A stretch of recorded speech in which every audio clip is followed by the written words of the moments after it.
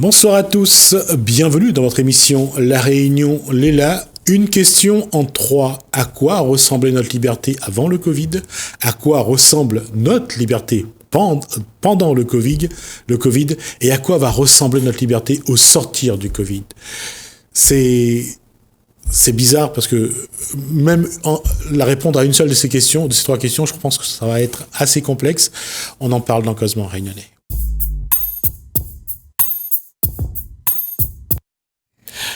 Bonsoir Guy Roger.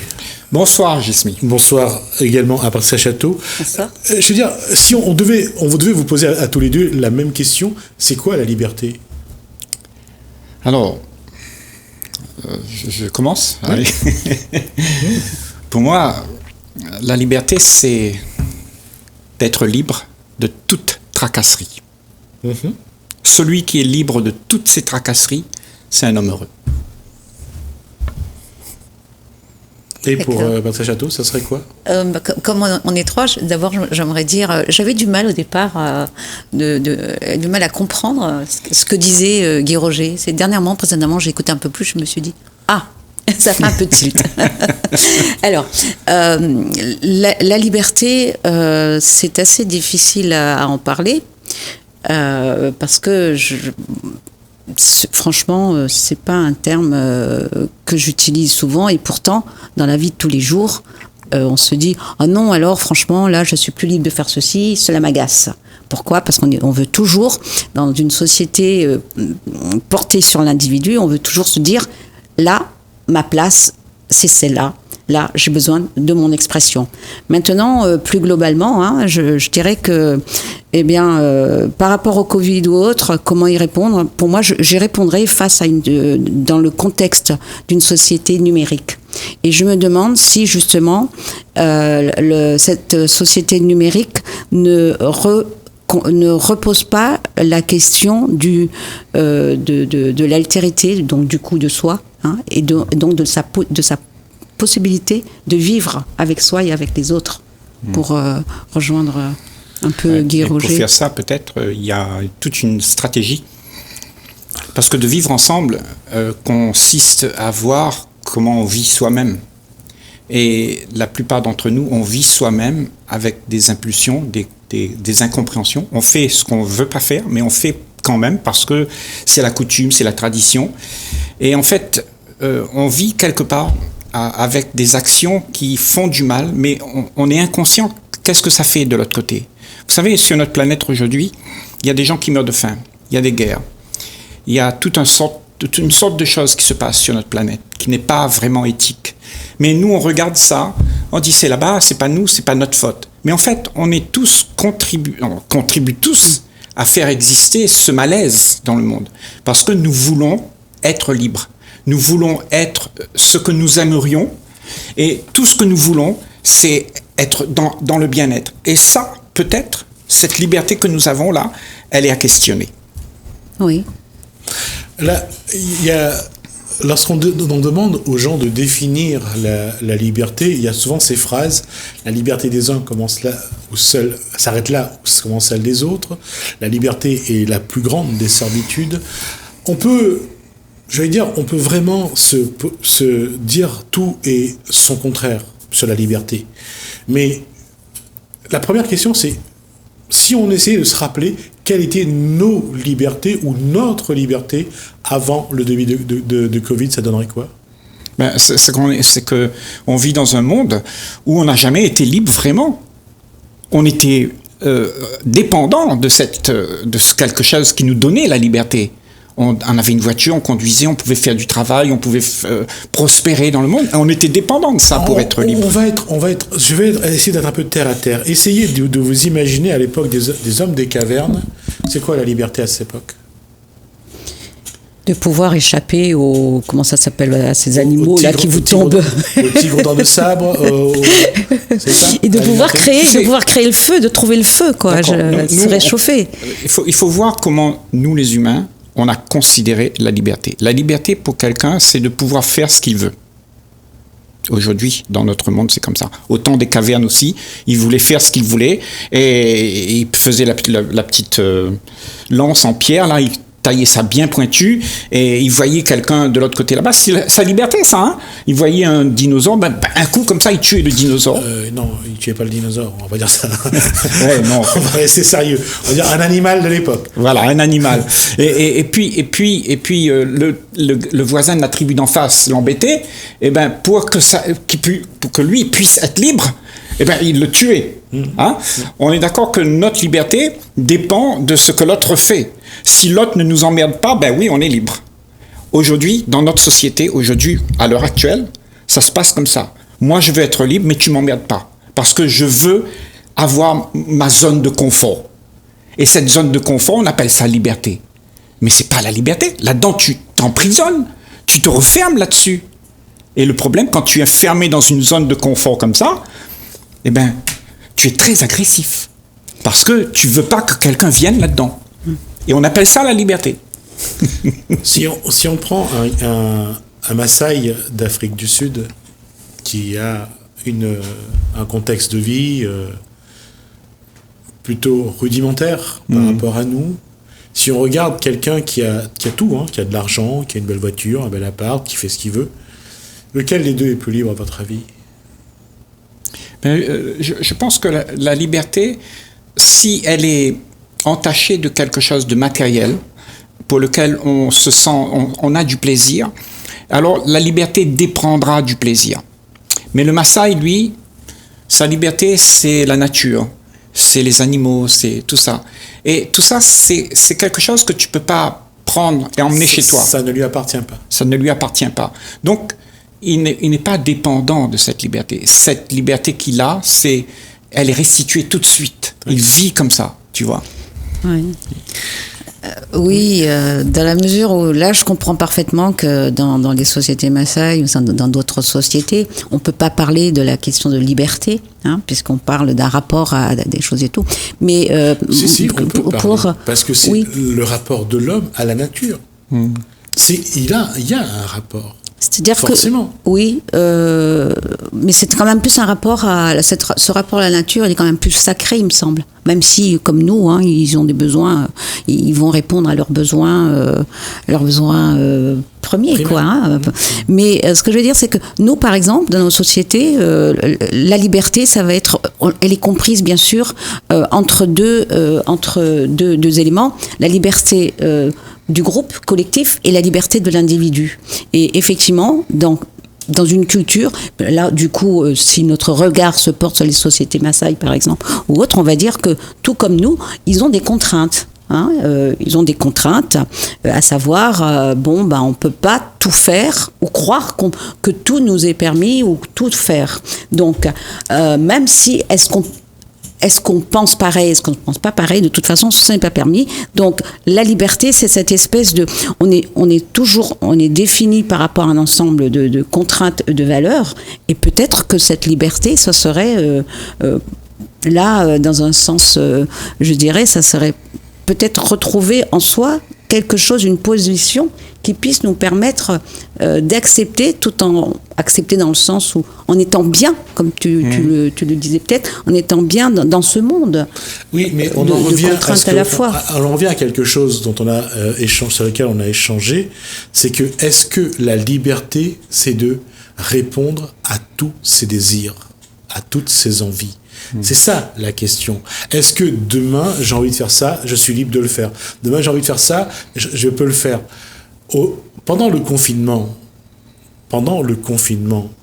tous ces désirs, toutes ces envies ont été mis entre parenthèses. Est-ce que pour autant, on n'était pas libre ?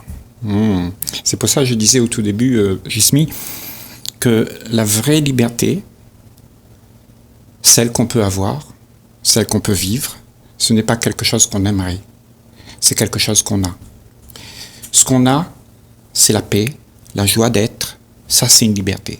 Et la liberté de chacun devrait être basée là-dessus. Si on n'est pas basé là-dessus, eh bien, ce qu'on va faire, on va avoir une liberté, mais c'est une liberté égocentrique. Et cette liberté égocentrique va dire « donne-moi, donne-moi, donne-moi, j'en ai pas assez. Je veux encore. » corps. Et comme tu dis, c'est ce qui se passe avant le confinement. Pendant le confinement, il y avait ça aussi. Et après le confinement, qu'est-ce qu'on a fait? Est-ce qu'on a compris la leçon? Non, on veut toujours cette liberté qui me donne des sensations à moi, qui veut être bien dans ma zone de confort. Ça, c'est pas la liberté. Ça, c'est la liberté de l'expression égocentrique. Et là, il y a la liberté de l'esprit qui n'a pas ce sentiment égocentrique. Il est commun. Il aime. Il aime l'autre. Il n'attend rien. Il ne demande rien. Là, il y a une liberté. Et pour l'autre, et pour soi. Parce que quand on demande quelque chose à quelqu'un, eh ben, on lui impose son désir. Tu vois? Et ça, c'est ma liberté. Parce que je veux être libre, donc donne-moi ce que je veux. Donc l'autre, il est peut-être pas capable de te donner ce que tu veux. Donc ta liberté ne vient pas de l'extérieur de toi, de ce que tu peux faire, de ce que tu peux entendre. La liberté, elle vient de l'intérieur, quand tu es libre de toutes tes pensées qui veulent gagner quelque chose. Et cette liberté de ne plus vouloir rien, ça apaise la société, ça apaise l'humanité. Et c'est ça qu'on a besoin de vivre. Alors, je vais juste montrer et dire, bon, ça se passe en métropole, là, on vient d'ouvrir les magasins en métropole, ça a été beau de voir sur les chaînes d'infos comment les magasins ont été remplis par les personnes, et je peux comprendre, hein, il n'y a aucune critique de ma part, mais de voir que leur liberté à ce moment-là, c'était d'aller acheter quelque chose. Ah oui. Non, voilà, ça montre bien. J'ai besoin du plaisir. Ça montre, voilà, c'est ça qui fait que quand on regarde comment. La question, c'est comment définir la liberté. Pour eux, la liberté, c'est de sortir de chez eux, d'aller dans le commerce, d'aller faire les courses de Noël, de prévoir une fête pour le 24 au soir, de prévoir une fête pour le 31 au soir. C'est ça. Il y a tellement d'envie, tellement de dire, voilà, je suis libre, je peux le faire. Pourquoi on limite sa liberté à ses besoins matériels? D'accord. Est-ce que pendant que tu as envie, est-ce que tu es libre? Est-ce que pendant que tu cours derrière l'espoir d'être libre, que tu rouvres ton magasin et que tu vas acheter ces choses-là, est-ce que tu es libre à ce moment-là? Ou est-ce que tu attends quelque chose que tu vas gagner pour te sentir libre? Il y a un sentiment de liberté là, mais il n'y a pas de liberté. Il y a juste une course vers la liberté qu'on aimerait avoir. Tu vois? Et moi, je dis que la liberté, elle n'est pas quelque chose que tu peux gagner un jour, que tu peux avoir parce qu'il y a ça et ça qui arrive. Non, la liberté, c'est juste là, maintenant. Tu es libre. Alors, pas dans ta tête. Alors, justement, on en revient à cette question-là. Avant le Covid, pendant le Covid, après le Covid, est-ce que notre liberté s'inscrit dans ces trois postures ou elle est totalement à l'extérieur de ces trois postures? Je pense qu'il y a, dans ces postures-là, il y a la liberté que l'homme a construite. Il a voulu ça. C'est une liberté qu'on a configurée pour pouvoir avoir un sentiment de gaieté. Mais en dehors de tout ça, sorti de tout ça, ça c'est quelque chose qui se passe avec une action humaine. Mais en dehors de tout ça, il n'y a pas d'action. Il y a juste un état d'être qui n'a pas besoin de rien pour être bien. Et cet état d'être, c'est ce qu'on est. On est ça, on est cet être qui est libre de notre corps, parce que cet être, en fait, c'est quelque chose que je vais dire peut-être difficile à comprendre pour des gens, mais ce que je veux dire, c'est que nous ne sommes pas affiliés à un corps. Notre corps, c'est juste un véhicule dans lequel on traverse l'existence, ok? Mais ce qu'il y a au-delà du corps, au-delà de tout ce qui est matériel, il y a l'immatériel.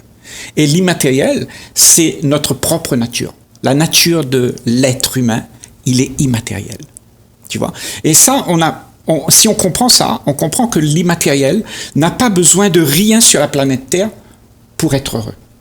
Il est déjà dans son élément, ce qu'il est, et il n'a pas besoin de rien, il est heureux. Mais nous, quand nous venons incarner ce corps, eh ben, on croit que, parce qu'on est emprisonné dans ce corps, eh ben, on cherche la liberté de ce corps. Mais c'est pas là la liberté. La liberté, elle est déjà là. Parce que ce que tu es, c'est la liberté. Alors, je vais mettre les pieds dans le plat. Alors, à choisir entre l'esprit et le corps, qu'est-ce que l'être humain a choisi en premier? Répondre à ce que l'esprit peut apporter comme route à suivre, ou le corps avec ses envies, avec ses besoins, qui impose aussi son cadre? Bien sûr. Qu'est-ce qui rend plus heureux? C'est de suivre son esprit ou son corps? Je ne sais pas si on peut suivre l'esprit. On est l'esprit. Alors, est-ce que, ça c'est une question que j'ai vue, on m'a dit que quelqu'un disait, on croit toujours que l'esprit est dans le corps. C'est le corps qui est dans l'esprit. Certes, ouais, parce que tout est esprit. Même l'atome, tout ça, fait partie de tout ça, la table, tout ça, ça constitue la conscience totale. Et nous sommes cette conscience totale.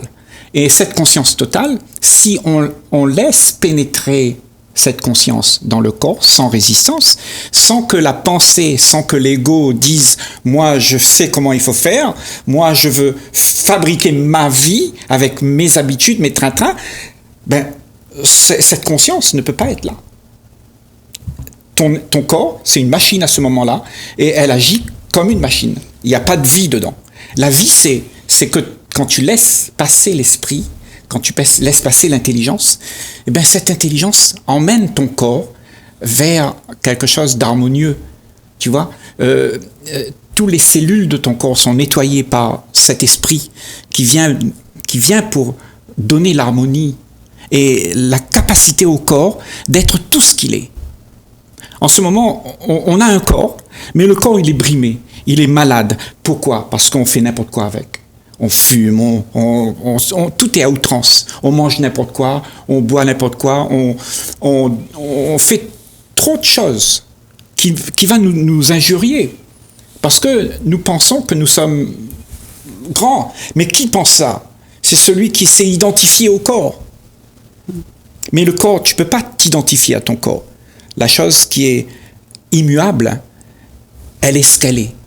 Et le corps, c'est matériel. La chose immuable, elle passe à travers le corps. Et cette chose immuable, c'est la liberté. Et le corps, lui, il demande une autre liberté, c'est de ne plus être le corps. Et tu ne peux pas. Est-ce que pour vous, c'est une erreur que quand les gens disent le Covid et tout ce que ça a déclenché, bien sûr, là je parle sur le territoire français, comme mesure, comme protocole, comme règle, est-ce que ce Covid a volé des libertés ou la liberté des Français? Gismi, certainement, dans cette société, la liberté d'expression, la liberté de chacun d'entre nous, on a besoin d'un espace. Tu sais, chacun d'entre nous, on a besoin de notre espace. Hein. Cet espace, elle est de plus en plus réduite par nos autorités, les gouvernements, que ce soit gouvernement politique, gouvernement religieux, tout réduit l'espace dans lequel on est. Et on nous met dans des petits carcans où on doit essayer de vivre là-dedans, tu vois. Mais sans savoir, au bout d'un moment, tu te sens brimé, prisonnier là-dedans. Parce que tu vois, c'est ce que le corps demande. Le corps, il veut de la sécurité. Il veut être bien dans son monde. Et donc, tout ce qu'on veut, c'est être en sécurité. Et cette sécurité, c'est le désir. C'est le désir d'être bien. Et on appelle ça la liberté. Mais cette liberté, elle détruit tous les autres. Elle détruit la liberté des autres. Elle enferme les autres dans un petit carcan. Mais la vraie liberté, c'est de ne rien vouloir à qui que ce soit, de ne rien demander à qui que ce soit, parce que l'autre, il a besoin de sa liberté. Tu sais, moi, je vois aujourd'hui, il y a, par exemple, dans les couples, il y a un couple, il dit « Chérie, je t'aime ». Ok ? Mais est-ce qu'il est en train de te dire « je t'aime » ? Vraiment, parce qu'il est en train de te dire quelque part, il dit chérie, viens avec moi parce que je me sens seul. Et quand je me sens seul, je suis malade. Et quand tu es avec moi, je me sens moins seul. Viens avec moi, viens vivre avec moi parce que je t'aime. Il n'est pas en train de te dire je t'aime, il est en train de te dire aime-moi. Pourquoi ? Parce qu'il veut sa liberté. La liberté qu'il enferme dans son petit monde d'insatisfaction et il veut que quelque chose vienne le sauver. Mais tant que tu prends quelque chose pour te sauver, cette chose que tu as pris là, elle a besoin de sa liberté. Et elle ne va pas vivre toute sa vie ton rêve. Donc il faut que nous soyons libres pour vivre ensemble. Et ne pas se marcher sur les uns les autres. Et tout ce que ça a montré, le Covid, tu vois, puisque tu parles du Covid, tu parles de avant, pendant et après, eh bien, toutes ces histoires-là, c'est déjà, on est imprégné d'une difficulté de voir la vie vraiment comme elle est. On veut voir la vie comme on aimerait. Et tu vois, peut-être le Covid, peut-être ça a réveillé un peu les consciences, de regarder la vie, non pas comme tu veux, mais la vie qu'il y a. La vie qu'il y a, c'est la joie de vivre ensemble, tu vois, et de ne pas se marcher les uns sur les autres. Tu vois. Mais comme on a appris ça, c'est la propagande depuis des décennies et des décennies, on vit avec cette propagande en nous disant tu fais ça, tu réussis et tu seras quelqu'un. Donc bien sûr, tout le monde, on passe à travers le Covid et on ne comprend rien et on veut toujours la même chose. Je dis arrête-toi et tu verras qu'il y a autre chose dans la vie. Il y a l'amour, la joie, la beauté, mais il n'y a pas que le plaisir pour moi. Le plaisir pour moi, ça détruit tout le monde. La question reste ouverte, c'est la liberté. Quelle est cette liberté? Quelle est sa définition? Comment la concevoir à travers les désirs, à travers nos désirs, nos besoins, à travers notre façon, notre esprit? Et là, je crois que cette question, chacun doit se la poser, et je crois que les réponses vont être multiples. Merci Guy Roger, merci également à Patricia Chateau. On va nous faire un...